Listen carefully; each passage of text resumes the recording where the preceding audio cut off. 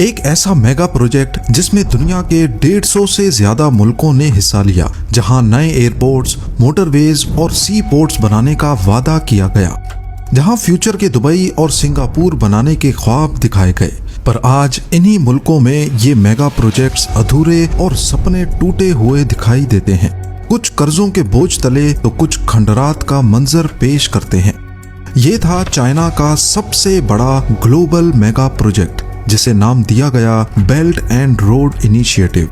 एक वक्त था जब सब इसे प्रोजेक्ट ऑफ द सेंचुरी कहते थे, लेकिन आज इसे जियोपॉलिटिकल डिजास्टर कहा जाता है। और इसका सबसे ज्यादा नुकसान उन गरीब मुल्कों को हुआ जिन्हें इसके सुहाने सपने दिखाए गए थे। पर आखिर ऐसा क्या हुआ जो आज चाइना जैसी सुपर पावर पर लोग उंगलियां उठा रहे हैं? नाज़रीन, 2013 में जब चाइना के प्रेसिडेंट शी जिनपिंग ने बेल्ट एंड रोड इनिशिएटिव यानी शॉर्ट में BRI का ऐलान किया, तो इसे सदी का सबसे बड़ा प्लान कहा गया। इसका मकसद था एक सिल्क रोड बनाना, जिसमें रेलवे लाइंस, हाईवेज और पोर्ट्स के जरिए एशिया, अफ्रीका और यूरोप को जोड़ा जा सकेगा। चाइना का मिशन था उन गरीब मुल्कों को डेवलपमेंट की राह पर लाना और चाइना को एक ग्लोबल लीडर के तौर पर पेश करना। चाइना के इस विजन ने दुनिया को चौंका दिया। 140 से ज्यादा मुल्कों ने इस प्लान में इंटरेस्ट जाहिर किया और कई गरीब मुल्कों ने तो फौरन चाइना से कर्जे लेना शुरू कर दिए। देखते ही देखते चाइना ने इस प्रोजेक्ट पर $1.2 ट्रिलियन लगा दिए। पर यह पैसा चाइना ने उन मुल्कों को लोन की फॉर्म में दिया जिन्हें वेस्टर्न बैंक्स या IMF ने खतरनाक समझकर कर्जा देने से मना कर दिया था। पर जल्द ही BRI की असलियत सामने आने लगी। ये सिर्फ इंफ्रास्ट्रक्चर प्रोजेक्ट नहीं, बल्कि चाइना का एक जियोपॉलिटिकल और इकोनॉमिक एजेंडा था। असल में चाइना के पास इंडस्ट्रियल कैपेसिटी इतनी ज्यादा बढ़ चुकी थी, यानी इनके पास सालाना लाखों इंजीनियर्स निकल रहे थे, पर इनको चाइना में जॉब्स पर एडजस्ट करना मुश्किल हो रहा था। तभी चाइना ने इनको एक्सपोर्ट करने और अपनी जियोपॉलिटिकल पावर को बढ़ाने का मंसूबा बनाया। प्लान ये था कि गरीब मुल्कों को BRI के प्रोजेक्ट्स के लिए कर्जा दिया जाएगा और उन प्रोजेक्ट्स पर अपनी इंडस्ट्रियल कैपेसिटी को लगाकर अपने लोगों को फायदा दिया जाएगा। BRI का सबसे बड़ा मसला डेट ट्रैप डिप्लोमेसी है, यानी चाइना ने गरीब मुल्कों को इतने लोन्स दिए कि वो उसे कभी वापस ना कर सकें और इसके बदले में वो अपनी जमीन या अहम इंफ्रास्ट्रक्चर चाइना के हवाले करने पर मजबूर हो जाएं। इसकी सबसे बड़ी मिसाल है श्रीलंका। श्रीलंका के लीडर्स को सपने दिखाए गए कि अगर वो इंडियन ओशन पर एक नया पोर्ट बनाएंगे तो वो दुबई की तरह एक रीजनल ट्रेड हब बना सकते हैं। श्रीलंका का मसला ये था कि उनके पास कोलंबो पोर्ट पहले से मौजूद था, लेकिन वो एक ट्रांसशिपमेंट हब था जहां बड़े वेसल से कंटेनर्स छोटी शिप्स में ट्रांसफर होते थे।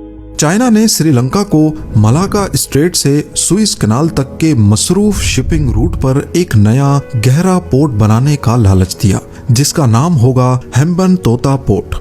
अब जब श्रीलंका ने चाइना से $1.3 बिलियन का लोन लेने का फैसला किया, तो चाइना ने एक एक करके अपनी शर्तें सामने रख दी। शर्त ये थी कि इस पोर्ट को सिर्फ चाइनीज फर्म्स ही कंस्ट्रक्ट करेंगी। लोन्स पर इंटरेस्ट तो कम था, लेकिन अगर लोन वापस ना हुआ तो चाइना के पास पावर थी उस प्रोजेक्ट पर कब्जा करने की। खैर, कंस्ट्रक्शन तो हो गई, लेकिन हम्बनतोटा पोर्ट कभी चल ना सका। फिजिबिलिटी स्टडीज ने दिखाया कि असल में यहाँ पोर्ट की जरूरत ही नहीं थी और हालात ये थे कि पूरे साल में यहाँ सिर्फ 30 से 40 शिप्स ने स्टॉप ओवर किया था। अब जब पोर्ट ही नहीं चल रहा था तो लोन की अदायगी भी एक मसला बन गई। बात यहाँ तक पहुँच गई कि 2017 में एग्रीमेंट के तहत श्रीलंका को 99 ईयर्स के लिए पोर्ट चाइनीज कंपनी को देना पड़ गया। अब उस पोर्ट का पूरा रेवेन्यू सिर्फ चाइना के पास जाता है और श्रीलंका ने एक तरह से अपनी सॉवरेनिटी का एक हिस्सा खो दिया। पर इस जाल में फंसने वाला श्रीलंका अकेला नहीं था। अफ्रीका का छोटा मुल्क ज़ैम्बिया, जो सिर्फ कॉपर एक्सपोर्ट्स पर जिंदा है, वो भी इस जाल में फंस चुका है। वहाँ के लीडर्स ने इकोनॉमी को मॉडर्न बनाने का सपना देखा और चाइनीज लोन्स की मदद से कई प्रोजेक्ट्स शुरू कर दिए।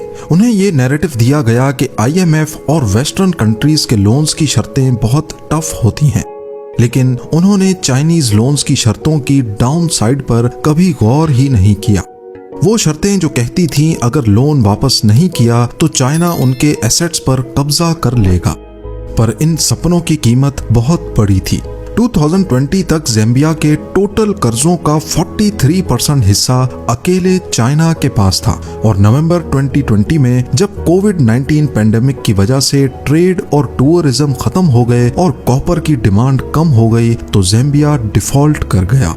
BRI ने कई ऐसे मंसूबे भी बनाए जो किसी काम के ही नहीं थे। इन्हें व्हाइट एलिफेंट प्रोजेक्ट्स कहा जाता है, यानी वो प्रोजेक्ट्स जो दिखने में तो बड़े और आलीशान लगते हैं लेकिन उनका कोई प्रैक्टिकल फायदा नहीं होता।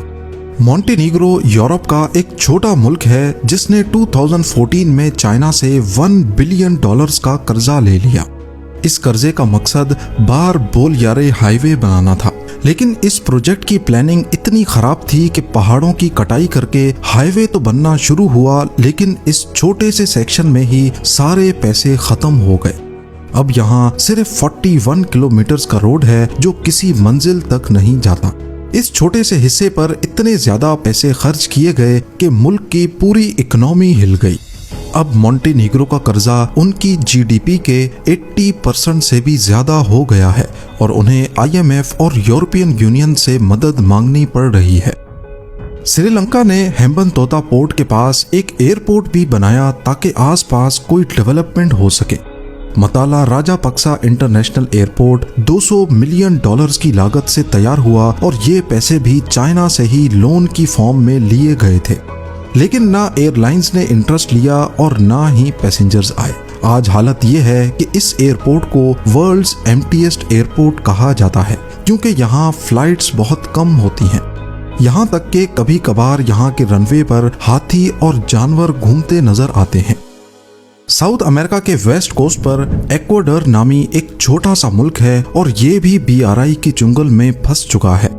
उन्होंने अपने एनर्जी क्राइसिस को सॉल्व करने के लिए चाइना के साथ मिलकर $2.6 बिलियन का कोका कोडो सिंक्लेयर नामी डैम बनवाया, लेकिन कंस्ट्रक्शन के दौरान चाइनीज कॉन्ट्रैक्टर्स ने क्वालिटी स्टैंडर्ड्स इग्नोर किए और बाद में सामने आया कि ऑफिशियल्स को रिश्वत देकर काम चलाया गया। नतीजा ये हुआ कि आज डैम की दीवारों पर 17,000 से ज्यादा क्रैक्स मौजूद हैं। आज ये प्रोजेक्ट किसी भी वक्त कोलैप्स करने के खतरे में है, जो सिर्फ एक इकोनॉमिक डिजास्टर नहीं बल्कि एक बहुत बड़ा ह्यूमन और एनवायरमेंटल क्राइसिस भी बन सकता है। उसके बाद आई पाकिस्तान की बारी। CPEC यानी चाइना पाकिस्तान इकोनॉमिक कॉरिडोर, जो पाकिस्तान के लिए $60 बिलियन का मंसूबा था।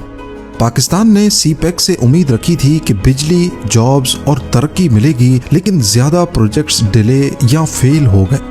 ग्वादर के लोगों ने पानी, बिजली और चाइनीज गवर्नमेंट के खिलाफ काफी प्रोटेस्ट किए। जॉब्स के वादे पूरे नहीं हुए और पाकिस्तान पर कर्जों का बोझ बढ़ता चला गया।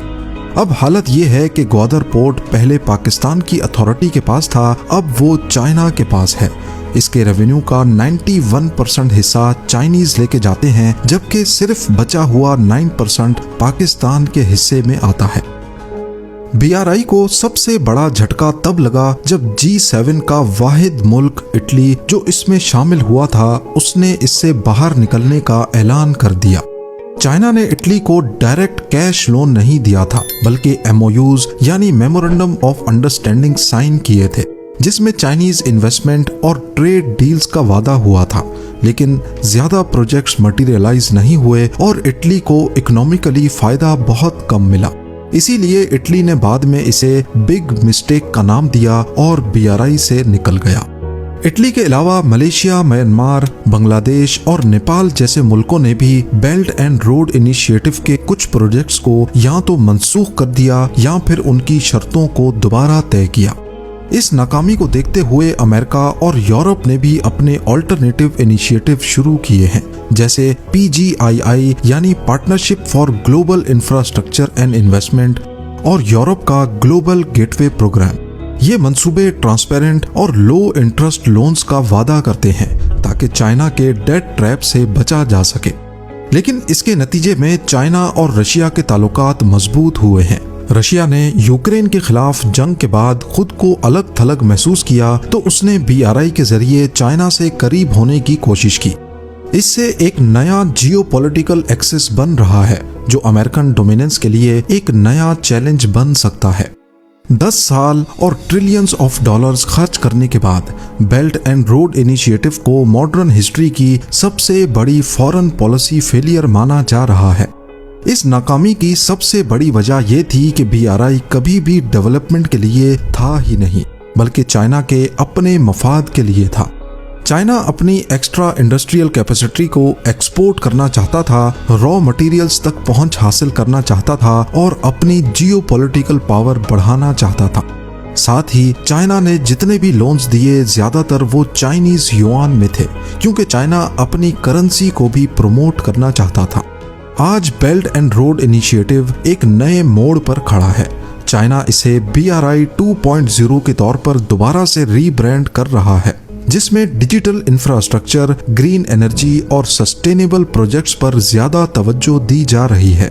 लेकिन दुनिया अब पहले की तरह सिर्फ वादों पर यकीन करने को तैयार नहीं। अब मुल्क उन्हीं प्रोजेक्ट्स को कबूल करेंगे जो असल इकोनॉमिक फायदा दे सकें, ना कि सिर्फ कर्जों का बोझ बढ़ाएं। सवाल यह है कि BRI से जहां दूसरे मुल्कों को इतना नुकसान हुआ, क्या चाइना को इससे कोई फायदा हुआ या नहीं?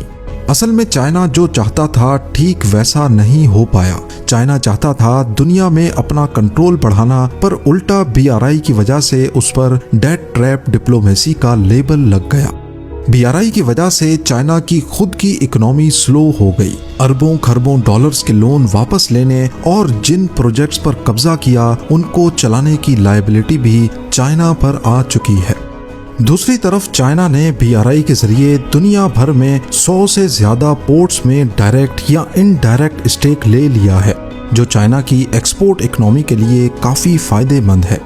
अगर BRI का पूरा नेटवर्क कंप्लीट हो गया तो ये एशिया से यूरोप तक का सबसे लंबा रोड रेल सी कनेक्शन होगा, जिसमें दुनिया की 65% पॉपुलेशन कवर हो पाएगी।